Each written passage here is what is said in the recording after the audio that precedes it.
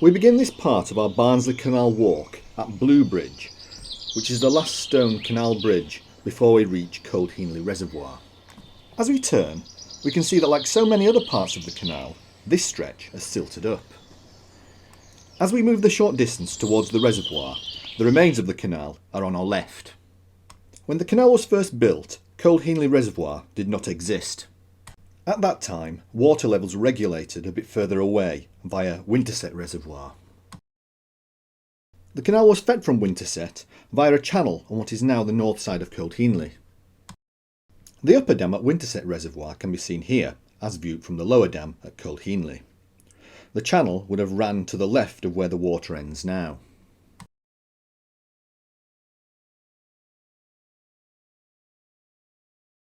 I believe that the position where the channel entered the canal is represented by this structure here. To get to it, instead of crossing the footbridge to the reservoir, you turn left. The structure is just up ahead, next to the railing. As we can see, it's made of stone. If this is indeed where the channel emptied into the canal, then we should find evidence of a channel up ahead. Let's go take a look. There, lo and behold, we have the channel, and it runs parallel to the reservoir that's just beyond the bushes on the far bank. Looking back down the channel towards the canal, we can once again see the railing. We now move on towards the reservoir itself.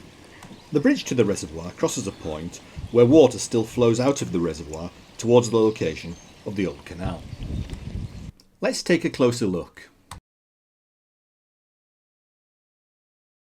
Here's the concrete channel running from the reservoir. Water runs downwards to the canal level.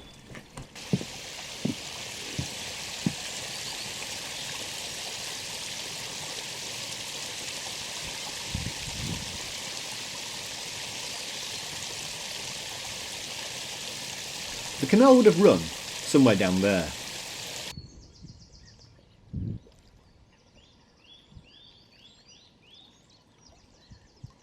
We're now on the bank that acted as the reservoir's dam. This also separated it from the canal, which would have been located behind the dam, just behind the line of trees and bushes on the right hand side. Up ahead, next to the car, is a concrete circle. We'll move perpendicular to that towards the location of the old canal. We then come to some steps.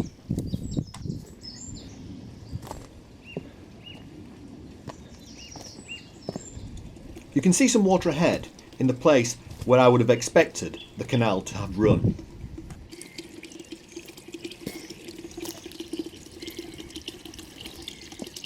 Here we find another structure from which water empties in the direction of the canal route.